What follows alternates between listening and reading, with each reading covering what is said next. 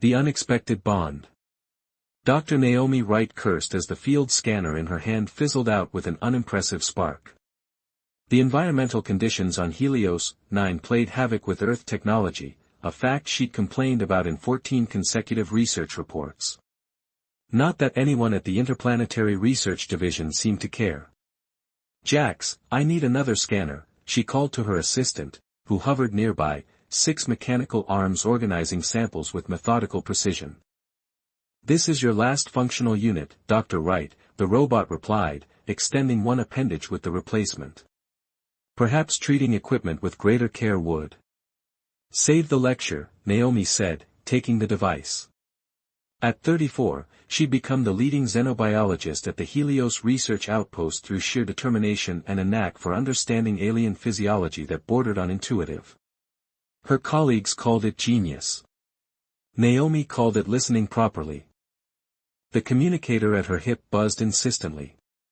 She ignored it, focusing on the cellular mutation in the specimen before her, a fascinating adaptation to the planet's intense radiation belts. The buzzing continued. "Dr. Wright," Jax intoned, "Director Oswald has activated your emergency channel." Naomi froze. The emergency channel was reserved for exactly what it sounded like, emergencies. She pressed the receiver. "Right here. We need you at the Northern Ridge immediately." Director Oswald's voice was tight with tension. "A Mavan vessel crashed 20 minutes ago. There are survivors." Naomi's heart stuttered. The Mavans, tall, crystalline humanoids with translucent skin that revealed their complex inner biology, were notoriously isolationist. Diplomatic relations with humans were fragile at best, hostile at worst. "I'm not trained in Mavan physiology," she protested. "No human is." "You're what we've got," Oswald replied grimly. "The transport's waiting." 30 minutes later, Naomi stood before the crashed vessel, a sleek construct of what appeared to be living metal that pulsed weakly, as if wounded itself. Debris scattered across the ridge where it had plowed through rock and vegetation. 3 Mavan guards stood protectively around a fourth figure lying prone on a bed of emergency thermal blankets. Their translucent skin caught the sunlight, sending fractured rainbows across the ground. Within their bodies, complex networks of luminescent filaments, their equivalent of a nervous system, flickered erratically. "They refuse our medical teams," Director Oswald murmured beside her. "But when they intercepted our communications and heard about your work with the Threllan migration last year, they requested you specifically." Naomi approached slowly, medical kit clutched like a shield. "I am Dr. Naomi Wright," she announced, keeping her voice calm and clear. "I've been told you requested my assistance." The tallest guard inclined his crystalline head. When he spoke, his voice resonated like glass under pressure. "I am Sentinel Kreth. This is Prince Talus Vyr, second heir to the sovereign of Mavara." He gestured to the prone figure. "His life lattice is failing." Naomi knelt beside the prince, professional curiosity overwhelming her apprehension. Unlike the guards, whose internal structures glowed steadily blue-white, the prince's filaments pulsed weakly, portions darkening to alarming purple hues. "What happened?" she asked, already scanning him with her equipment. "Gravitational shearing during descent damaged his core lattice," Kreth replied. "Our healing protocols are ineffective here. The radiation bands of your world interfere." Naomi studied her readings with growing concern. The prince's condition was deteriorating rapidly, his system unable to maintain stability. The intricate web of energy pathways that comprised Mavan biology was collapsing inward. "I need to stabilize the central pathway," she muttered, half to herself. "But these readings don't make sense." She paused, comparing the data to what little was known about Mavan physiology, then to other species with crystalline biological components. A theory formed, dangerous and untested. "I need to create a temporary support structure," she announced. "I can synthesize a lattice substrate that mimics your biological pathways, but I'll need direct access to the primary node." Kretha's internal lights flashed with alarm. "That is forbidden." The central lattice is sacred. Then he dies, Naomi said bluntly. Choose quickly. A tense moment passed before Kreth nodded once. Proceed. Working swiftly, Naomi synthesized a solution of bioactive minerals and rare elements, programmed to mimic the energy transfer properties she observed in the Mavan biology. With trembling hands, she injected the solution directly into the prince's central node, a concentrated mass of filaments located where a human heart would be. For several terrible seconds, nothing happened. Then, slowly, like stars appearing at dusk, points of light bloomed within the prince's chest. The purple hue receded, replaced by a steady azure glow that strengthened with each passing moment. The prince's eyes snapped open, multifaceted orbs of brilliant violet that fixed upon Naomi with unnerving intensity. You have touched my core, he said, his voice like chimes in a gentle breeze. I had to stabilize your central lattice, Naomi explained, already packing away her equipment. The treatment is temporary. You'll need proper care from your people. The Mavan prince sat up with fluid grace, his internal lights pulsing in complex patterns. The guards exchanged glances, their own lights flickering rapidly in what Naomi recognized as their form of communication. You have initiated the healer's covenant, Prince Talus said softly. By entering my sacred core and restoring my light, you have bound yourself to me by the most ancient laws of Mavara. Naomi blinked. I've done what? Director Oswald stepped forward, his face pale. Dar. Wright was performing emergency medical care, he said carefully. There was no intention of any covenant. Intention is irrelevant, Kreth stated. The act itself is binding. She has melded her essence with the prince's life lattice. By our laws, they are now bonded companions. Naomi felt the blood drain from her face. That's not possible. I just stabilized his system with a temporary lattice substrate. There was no melding. Prince Talus tilted his head, the movement sending cascades of light through his translucent form. The substrate carries your biological signature, your DNA, as humans call it. It now flows within my core, sustaining my essence. This is the definition of the healer's covenant. This is ridiculous, Naomi protested. I'm a scientist, not a whatever you think I am now. You are Keth Milani, the prince replied. There is no precise translation in your language. Lifebinder comes closest. Director Oswald cleared his throat. Surely there's some diplomatic solution. Dr. Wright was performing her duty as a physician. Kretha's internal lights pulsed sharply. The covenant is sacred, beyond diplomatic negotiation. Dr. Wright must return with us to Mavara to fulfill her obligation to the royal house. Absolutely not, Naomi said, backing away. I have research, responsibilities here. I can't just leave because of some alien custom I didn't agree to. The alternative, Prince Talus said softly, would constitute a grave insult to the sovereign of Mavara. Such an action would terminate the fragile peace between our peoples. Naomi stood frozen, the implications crushing down on her. The tension between humans and Mavans had nearly erupted into open conflict twice in the past decade. A diplomatic incident of this magnitude could be the catalyst for war. How long, she asked finally. How long would I need to stay on Mavara? The prince's internal lights shifted to a gentler pattern. The covenant is not temporary, Dr. Wright. But perhaps an arrangement could be made. Come to Mavara, fulfill the initial ceremonies, and we can discuss terms that honor both our customs and your situation.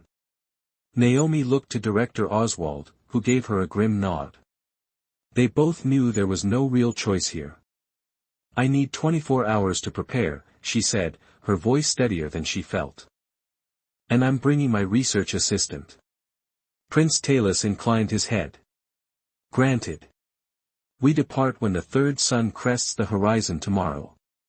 As she walked back to the transport vehicle, Naomi felt reality shifting around her. One emergency treatment, one life saved, and now her entire existence was veering into unknown territory. "Dr. Wright," Jack's intoned from beside her, "your vital signs indicate extreme distress." Naomi laughed, a sharp sound with no humor in it. "That's because I just got engaged to an alien prince by accident." "Fascinating," the robot replied. "Shall I update your personnel file?" As the transport lifted off, Naomi gazed back at the crashed vessel and the shimmering figures gathered around it. Prince Talus stood watching her departure, his internal lights pulsing in patterns she couldn't begin to comprehend. Tomorrow she would leave behind everything familiar to honor a covenant she never meant to make. The thought should have terrified her, but mixed with the anxiety was something unexpected, a spark of curiosity about what awaited her on a world no human had ever been welcomed to before.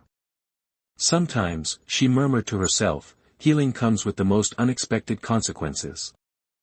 The Royal Adaptation.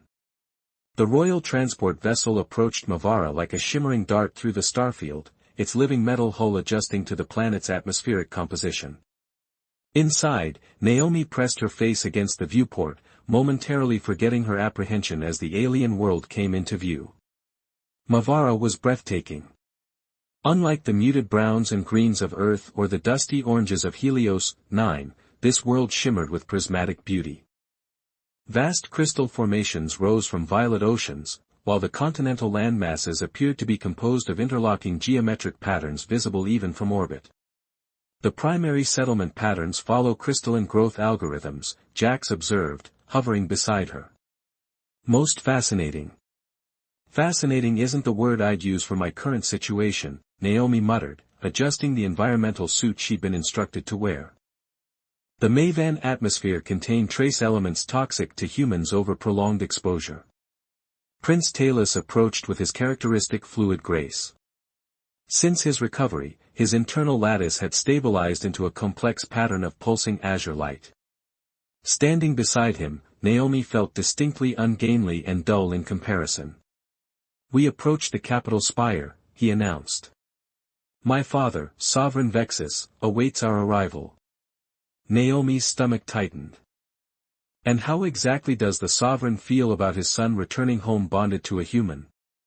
The prince's internal lights flickered briefly in what she now recognized as their equivalent of a wry smile. The sovereign's feelings are rarely shared before they are strategically advantageous to reveal. "Wonderful," Naomi sighed. "Political intrigue. My specialty." "You are a xenobiologist who successfully treated a physiology no human has studied," Talus pointed out. "Adaptation is clearly your specialty." The ship descended toward a towering spire that seemed to grow organically from the surrounding crystal formations. Unlike human architecture with its straight lines and defined boundaries, Mavan structures flowed into one another, the distinction between building and landscape often blurring. The landing was so smooth that Naomi only realized they had touched down when the entry port dilated open. A delegation awaited them, a dozen crystalline figures whose internal structures glowed with varying intensities and colors. "Remember," Talus instructed quietly, "keep your gaze level. Do not stare directly at anyone's core lattice, it is considered intimate. And do not touch anyone without explicit permission." "Noted," Naomi replied, straightening her shoulders. "Any other last-minute advice?" "Breathe," he said simply, before stepping through the portal. Naomi followed, Jax trailing behind, its sensors whirring excitedly at the wealth of new data. The reception chamber was a cathedral-like space with walls that curved upward into impossible geometries. Light refracted through the structure itself, creating patterns that shifted subtly as they moved. At the center stood a figure so luminous that Naomi instinctively lowered her eyes. Sovereign Vexus towered over the assembly, his crystalline form more complex and multifaceted than any Mavan she had yet seen. His internal lattice pulsed with a cold white light that made her think of distant stars. "My son returns," the sovereign's voice resonated through the chamber like crystal struck by lightning. "And brings with him a most unexpected covenant-bearer." Talus inclined his head in what appeared to be a formal bow. "Father, I present Dr. Naomi Wright of Earth, whose knowledge preserved my life lattice when it faced dissolution." All eyes turned to Naomi. She forced herself to stand tall under their scrutiny. "Approach, human," Vexus commanded. Walking forward on legs that threatened to betray her, Naomi stopped at what she hoped was a respectful distance. "Sovereign Vexus, I come in peace and with respect for your customs, though I must confess they are largely unknown to me." A ripple of light, perhaps amusement or disdain, she couldn't tell, passed through the assembled Mavans. "Yet you initiated our most sacred covenant," Vexus observed. "The irony does not escape me." "My actions were guided by medical necessity," Naomi replied carefully. "I meant no presumption." The sovereign's inner light pulsed brighter.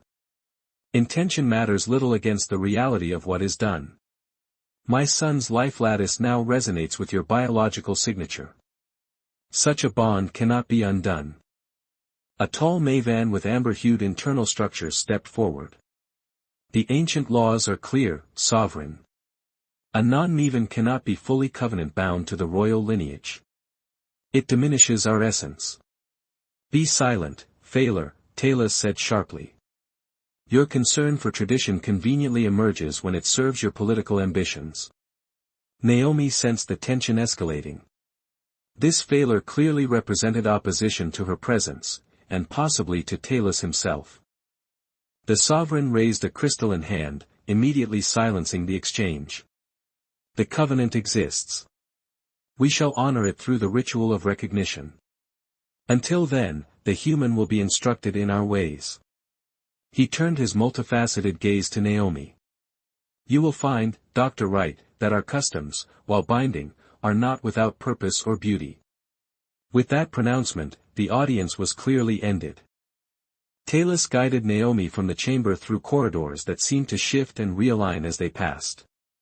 "That went well," she remarked dryly.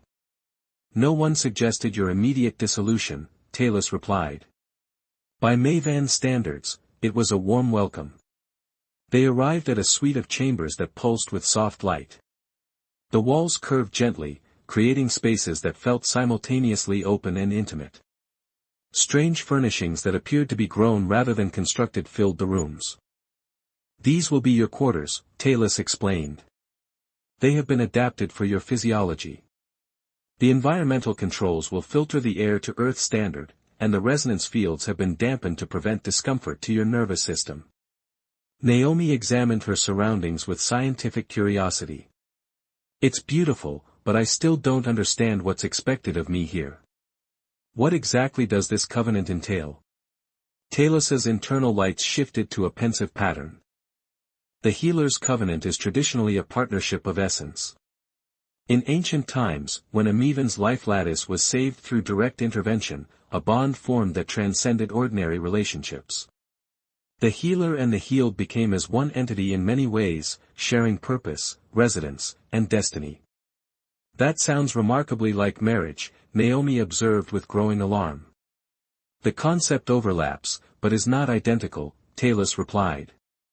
"We have no expectation of biological compatibility." Naomi felt her cheeks warm. "That's not what I meant. I meant the legal and social implications.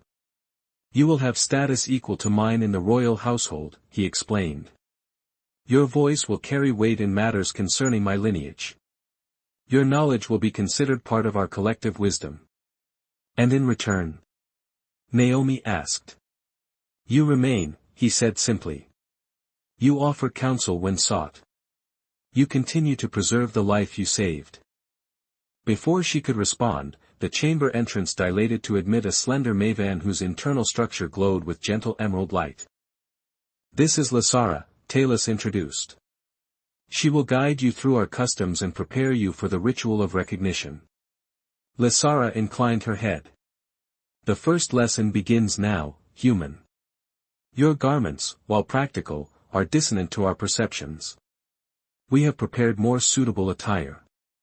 The following days passed in a blur of instruction. Naomi learned Mavan etiquette, history, and the complex language of light patterns that complemented their spoken communication. She struggled with the flowing garments that amplified and refined her bioelectrical field to make her presence more harmonious to Mavan senses. Jax proved unexpectedly helpful, its ability to precisely record and replicate the subtle light patterns giving Naomi a framework to practice against. The robot had taken to its new environment with characteristic adaptability, even developing a rudimentary means of communicating with the Mavans through modulated light pulses emitted from its sensor array. A week into her stay, Naomi was summoned to the Sovereign's private observatory, a dome of living crystal perched atop the capital spire. She found Talus already there, engaged in tense conversation with his father. "Cases have doubled in the outer settlements," Talus was saying. "The resonance sickness spreads faster than our healers can respond." "Dr. Wright," Vexus acknowledged her entrance without turning. "Perhaps you bring fortuitous timing. We face a matter that may interest your scientific mind." Naomi approached cautiously. "I'm happy to offer any assistance I can, Sovereign." Talus gestured to a display of light patterns suspended in the air, a three-dimensional representation of data that she was only beginning to learn how to read. "A disorder affects our people in growing numbers," he explained. "Our resonance, the harmonic vibration of our life lattices, becomes disrupted. The afflicted experience painful dissonance, lattice fragmentation, and eventually, dissolution." Naomi studied the patterns with growing interest. "This is an epidemic. A disease? We have no concept equivalent to your germs or viruses," Vexus said. "Our ailments manifest as disruptions in resonant patterns. This particular dissonance began shortly after increased mining operations in the Viridian reaches." "Environmental contamination, then," Naomi mused. "May I access your data on the affected regions and the mining operations?" Over the next several days, Naomi immersed herself in the problem, grateful for a familiar scientific challenge amidst the alien customs and protocols that still left her feeling perpetually off balance. With Jax's computational assistance and Talus's knowledge of Mavan physiology, she began to see patterns emerge. "It's the rare earth elements you're extracting," she explained during a council meeting. "They're emitting subtle radiation that disrupts your natural resonance patterns, particularly in younger Mavans whose lattices aren't fully stabilized." Phaler, who had emerged as Talus's primary political rival, scoffed. "The human offers theories without understanding. The Viridian mines have operated for generations." "But not at current depths," Naomi countered, directing a light pattern display that Jax had helped her prepare. "The deeper veins contain isotopes that your ancestors never encountered. I've synthesized a lattice stabilization compound that should counter the effects." Sovereign Vexus studied her work with unreadable intensity. "You propose to treat our people with a compound of your creation, as you did my son?" "Similar principle, different application," Naomi explained. "This would be preventative, strengthening the natural resonance against disruption." A tense silence filled the chamber. Finally, Talus spoke. "I volunteer to test the compound first." "As do I," added an unexpected voice. Lysara stepped forward. "My younger sibling suffers from early stages of the dissonance. I would know if there is hope." The tests proved successful. Within weeks, Naomi's compound was being distributed to the affected settlements, and the resonance sickness began to recede. Her status within the royal household shifted subtly, the stares that had once been suspicious now carried notes of respect and curiosity. On the eve of the ritual of recognition, Naomi stood on the balcony of her chambers, gazing out at the crystalline landscape bathed in the light of Mavara's 3 moons. Talus joined her, his presence now familiar and oddly comforting. "You have adapted well," he observed. "Few expected it." "Including me," Naomi admitted. "I still wake up some mornings and can't believe this is my life now." Talus's internal lights shifted to a pattern she now recognized as contemplative. "Do you regret saving me?" "Never," she answered without hesitation. "I just didn't expect the consequences would be so comprehensive." "Life rarely follows anticipated patterns," he said, his resonance harmonizing gently with the ambient frequency of the spire. "Tomorrow, our covenant becomes official in the eyes of my people. But I sense something troubles you still." Naomi sighed. I'm a scientist, Talus. My work, my research, it's always been my purpose. I've adapted here because I had to, but I don't know if I can truly belong in this world. Perhaps belonging is not a fixed state but a process of growth, Talus suggested. You have already brought healing to our people beyond my own case. And there is much more we could learn from each other. He extended his hand cautiously, a gesture he had learned from her. After a moment's hesitation, she placed her palm against his crystalline one. Where their skin touched, a soft luminescence bloomed. The covenant bond does not demand you surrender who you are, he said softly. It asks only that you allow your path to align with another's, creating something neither would have discovered alone. As the moons cast prismatic light across the crystal spires of the capital, Naomi felt something shift within her, not resignation to her fate, but a tentative embrace of possibility. Tomorrow she would stand before the Mavan people, officially recognized as Kethmalani to their prince. And perhaps, in time, she might find a way to bridge two worlds that had never truly seen each other before. I still think your people need a better orientation program for accidental covenant makers, she said with a small smile. Talus's internal lights flickered in amusement. Perhaps that can be your next project after tomorrow's ceremony. One impossible task at a time, Naomi replied, watching as the lights of distant crystal cities winked on across the horizon, no longer entirely alien to her eyes.